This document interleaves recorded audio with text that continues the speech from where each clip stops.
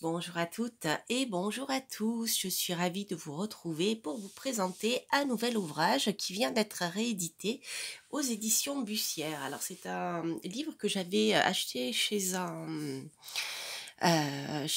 libraire, pas un libraire, chez un bouquiniste, et qui vient d'être réédité dans ce format-là. Voilà, donc je suis vraiment très contente de vous le présenter parce que c'est un ouvrage donc qui intéressera bien sûr tous ceux qui s'intéressent à l'astrologie et bien sûr aussi à la Kabbale, puisque il y a un extrait de l'ouvrage de la Kabbale de Papus, donc qui figure dans les différents degrés du zodiaque. Voilà, alors dans ce livre, hein. Donc l'auteur, Jean Deuze, son vrai nom c'est Jeanne Duzéa, une célèbre astrologue et un membre fondateur du Centre d'études astrologiques de France. Voilà, donc cette auteure est décédée en 54 et elle était auteure de plusieurs livres d'astrologie, donc Cours universel d'astrologie et les 360 degrés du zodiaque, que l'on retrouve donc ici. Voilà. Alors, juste déjà pour résumer, cet ouvrage est intéressant, je dirais à plusieurs niveaux.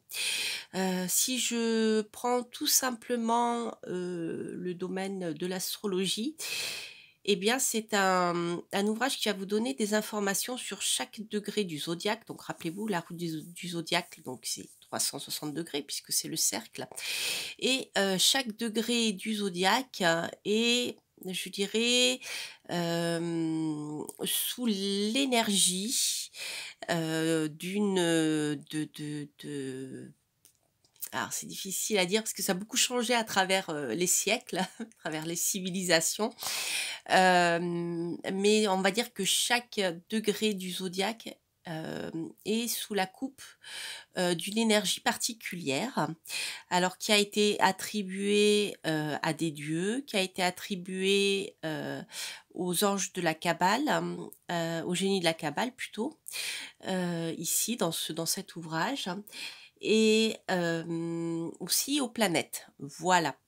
Parce qu'il faut savoir que les planètes, donc en astrologie, ont une maîtrise, c'est-à-dire que elles dirigent quelque part un signe, même deux signes en astrologie. Donc par exemple, si je prends Vénus, elle est maître de la Balance et du Taureau, un des deux signes, mais maître par domicile, mais elle aussi maître par exaltation. D'accord. Vénus, on la retrouve partout. De la même manière, Saturne, on le retrouve comme maître par domicile du signe des Verseaux et du Capricorne, mais Saturne aussi est maître par exaltation de la Balance. Voilà. Donc les planètes ont une maîtrise déjà dans chaque signe particulière, mais il n'y a pas que le domicile pour le signe complet. Après, il y a les décans que vous connaissez tous. Donc, un tiers, on va dire qu'un tiers de chaque signe va être dirigé par une planète. Et aussi, il y a les termes égyptiens et voilà, les triplicités. C'est plus en lien avec les éléments. Donc ce qu'il faut savoir, c'est que même chaque degré est sous la coupe de quelque chose et a une signification particulière. Alors, dans cet ouvrage, l'auteur vous explique comment l'utiliser à partir sur un thème natal. Voilà. Ce qu'il faut savoir, c'est que par exemple, juste pour résumer, parce que c'est plus complexe que ça, enfin je veux dire, il y a plus de, ce n'est pas uniquement lié à l'ascendant, mais en général, pour relever le degré du zodiaque et donc l'énergie qui domine dans votre thème natal, on va se baser sur la position exacte dans le degré où se situe l'ascendant. Si par exemple votre ascendant se trouve à 19 degrés 23 du Scorpion, eh bien vous regarderez le degré 19 et vous verrez quelles vont être les informations qui peuvent vous aiguiller sur votre personnalité, sur beaucoup de choses. Donc tout ceci est développé dans cet ouvrage, à savoir que l'auteur va rentrer un petit peu plus dans les détails que ce que je vous dis à présent. Alors, ce qu'il faut savoir, c'est que c'est un ouvrage qui peut aussi vous être utile si vous faites de l'astrologie horaire, hein, de l'astrologie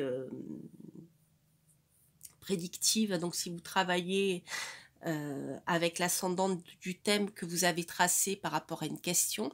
Ça, c'est un sujet que j'ai abordé si ça vous intéresse dans mon livre Astrologie horaire, Astrologie prédictive, apprendre et prédire, apprendre par l'exemple, pardon. Donc vous verrez, j'explique tout ça. Donc c'est une technique d'astrologie qui permet de répondre précisément à une question, c'est-à-dire on trace le thème pour le moment de la question. D'accord? Pour l'heure et le lieu où l'astrologue pose la question. Donc ce qu'on fait, on regarde à ce moment-là la position de l'ascendant dans cette carte. Et donc ça peut donner des informations sur l'ambiance, je dirais, du thème. Et ça peut parfois amener quelques réponses. Voilà, mais qui n'empêche pas bien sûr d'analyser le thème. Donc vous pouvez aussi l'utiliser, utiliser les 360 degrés du zodiaque dans cette situation-là. Et voilà, enfin voilà, vous avez pas mal de choses. Le maître de l'heure aussi peut vous renseigner de par sa position, mais après bon, voilà, on rentre dans autre chose. Là, l'auteur va vraiment s'appliquer, je dirais, à vous renseigner sur comment vous pouvez utiliser chaque degré et ses significations dans le thème natal. Voilà. Alors, donc là, ici, vous avez 6, donc de la page 6 à la page 10, vous avez des explications par rapport à voilà, ces fameux degrés, comment on les interprète dans un thème natal. Donc l'auteur a beaucoup travaillé aussi avec les écrits de Robert Flood, qui voilà, donc elle vous explique tout ça et ce qu'elle a repris de ce que Robert Flood avait écrit sur le sujet. Ensuite, ce qui est intéressant, donc vous avez des détails très intéressants en ce qui concerne les étoiles fixes et les constellations, et notamment je dirais les intra-constellations qui se trouvent, qui font le lien parfois entre deux constellations. Quand je parle des constellations, c'est celles qui ont été retenues par les anciens lorsqu'ils ont divisé le ciel, hein, voilà, de manière parfois un peu rigoureuse, enfin un peu, comment dire, carré. Donc je trouve c'est intéressant, voilà, l'auteur vous parle un petit peu de ça, hein, des constellations qui débordent les unes sur les autres, plus celles qui se trouvent emmêlées, qui sont dedans, etc. Et donc bien sûr le rôle des étoiles fixes. Et je trouve que c'est très intéressant parce que voilà, les étoiles fixes peuvent avoir une signification particulière dans votre thème, notamment si il y en a une par exemple qui se trouve proche de votre ascendant au moment où vous êtes né. Voilà, hein, c'est ce qu'on appelle être né sous la bonne étoile, par exemple. Si vous avez une bonne étoile de première grandeur voilà, conjointe à votre ascendant, eh bien, cette étoile peut avoir une influence plus ou moins forte, je dirais, sur votre tempérament, surtout dans votre chemin de vie, hein. Voilà. Donc d'ailleurs, vous avez des informations ici, je vois, pour le cahier d'astrologie numéro 4 de chaque ornac. Des déclinaisons voilà, pour apprendre à positionner les étoiles fixes. Voilà, voilà, voilà. Donc quelques références ici aussi. Donc je trouve que c'est très intéressant si vous souhaitez, si par exemple si vous connaissez bien l'astrologie, je pense que c'est un ouvrage qui est plutôt à mettre entre les mains de quelqu'un qui connaît déjà l'astrologie, parce que comme ça je dirais que vous risquez d'être un peu perdu. Par exemple, si je vois par exemple Mercure mettre de la géniture de cet horoscope qui a, etc., etc. Il y a des termes, il y a des termes que vous ne risquez de ne pas comprendre. Voilà, puisque en plus, on est ici dans le langage astrologique, donc il vaut mieux, je dirais, pour aborder ce livre, avoir au minimum des bases en astrologie et savoir ce que c'est qu'une planète maîtresse d'un signe, des choses comme ça. Qu'est-ce qu'une étoile de première grandeur? Qu'est-ce que ça veut dire lorsqu'une une planète est conjointe à l'ascendant, etc. Vous voyez, je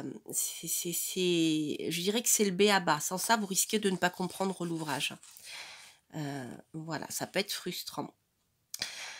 Mais c'est un livre de fond et qui est intéressant parce que voilà, vous avez cette approche donc des fameux degrés du zodiaque.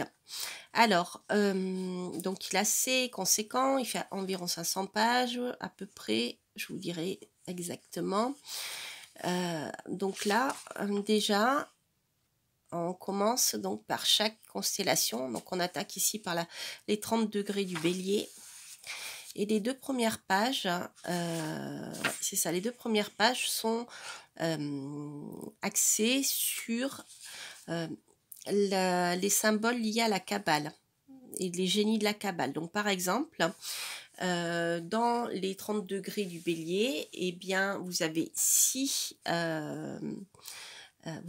génies de la Kabbale et chaque génie recoupe les 5 degrés. D'accord, 6 fois 5, ça fait 30, on est d'accord.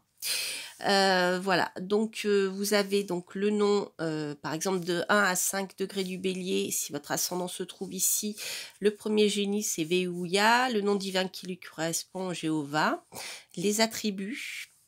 Vous pouvez invoquer ce fameux génie, donc vous avez ici en latin une invocation. Habite la région de feu, l'esprit, donc l'esprit l'esprit de ce génie qui peut, je dirais, influencer votre thème natal par exemple, en a subtil, doué d'une grande sagacité, passionné pour les sciences et les arts, capacité d'entreprendre et d'exécuter les choses les plus difficiles. Domine l'énergie et dans son contraire, on a, lorsqu'il est, on va dire, mal aspecté, mal positionné, homme turbulent et en colère. Voilà.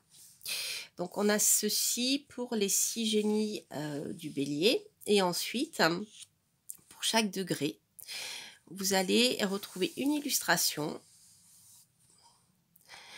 une petite phrase. C'est un degré de force passionnée.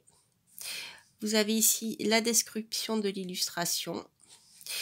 Alors, donc il y a plusieurs degrés qui ont été... alors je crois que l'auteur s'est inspiré... Oui, je crois que c'est Robert Flood qui avait fait cette répartition. Il me semble que c'est ce qu'expliquait l'auteur en début de ce livre. Et donc, comment dire, les degrés ont une couleur et alors soit un peu négatif, soit un peu plus positif, à différents niveaux, on va dire. Voilà. Et ici, vous avez un texte qui, par exemple, va vous décrire eh bien, l'ambiance qui pourrait transparaître dans votre thème lorsque l'ascendant, par exemple, se trouve sur le premier degré, ici, du Bélier. D'accord? Alors, avant de vous lire le petit texte, je pense à quelque chose, et je vais vous le dire avant de l'oublier.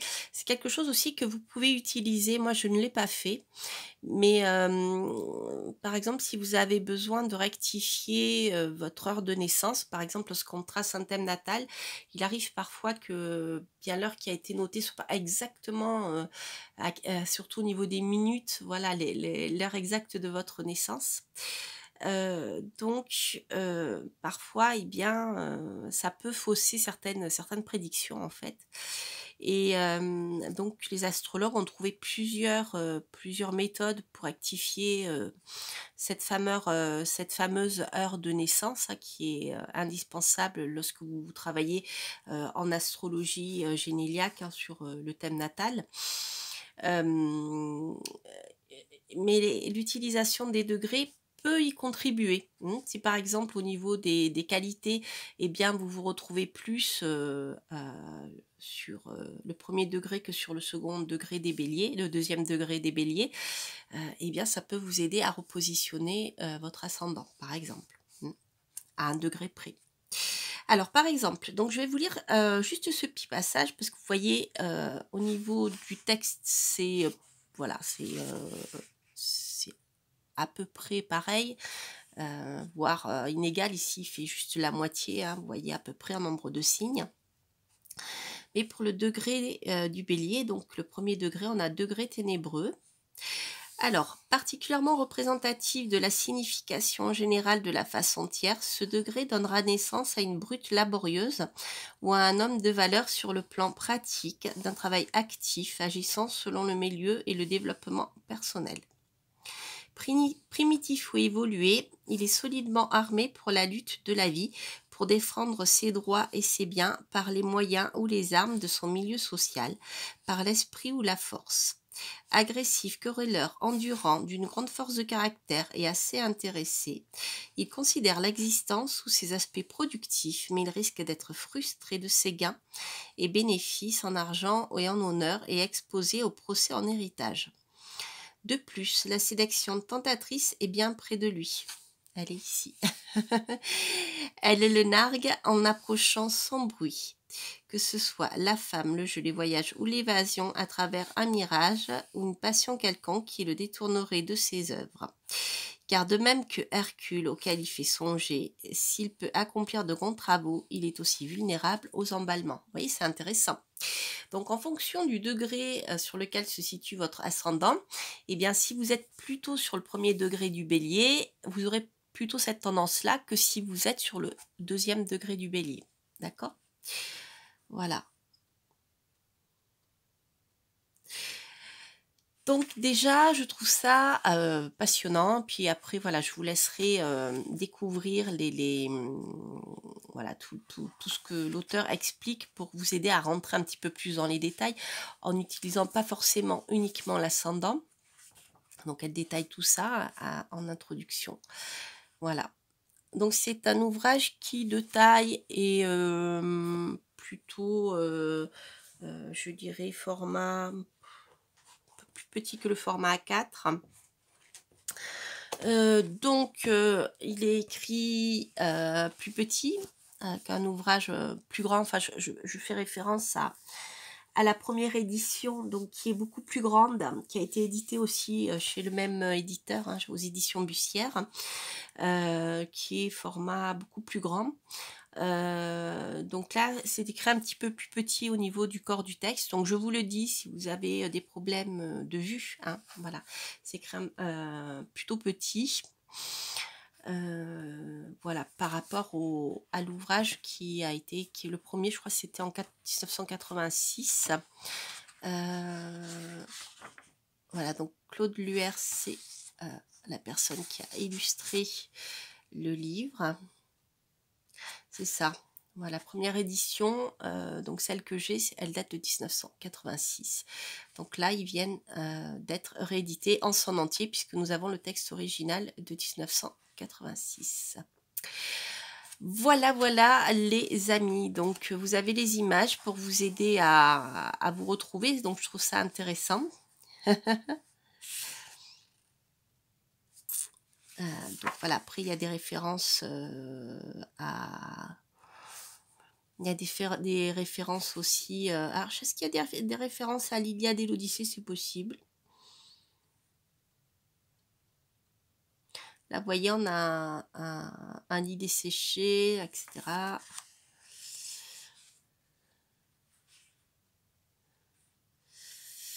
Voilà, voilà. Donc, c'est vraiment très, très intéressant. C'est un ouvrage que j'aime beaucoup et vraiment, je trouve que c'est une bonne idée de l'avoir édité dans ce format-là parce qu'il prend un peu moins de place. Il fait... si vous avez un studio, par exemple, c'est vrai que le livre original de 1986 est beaucoup plus grand. Donc, on a 400, un peu plus de 472 pages. Voilà. Voilà, voilà, voilà. Donc c'est vraiment passionnant. C'est un ouvrage qui est passionnant. De toute manière, tout ce qui touche à l'astrologie, vous le savez, hein, je suis astrologue, donc voilà, ça m'intéresse. C'est toujours des ouvrages de fond qui sont, je dirais, importants à avoir dans sa bibliothèque si vous travaillez l'astrologie ou si vous vous y intéressez. Je vais y arriver. Voilà, chers amis, j'espère que cette review vous aura plu. N'hésitez pas à liker, à vous abonner si vous passez par là et à commenter si vous aimez cet ouvrage, si vous le connaissez ou si vous l'utilisez. Quant à moi, je vous embrasse et je vous dis à très bientôt pour de prochaines aventures. Portez-vous bien. Bye bye.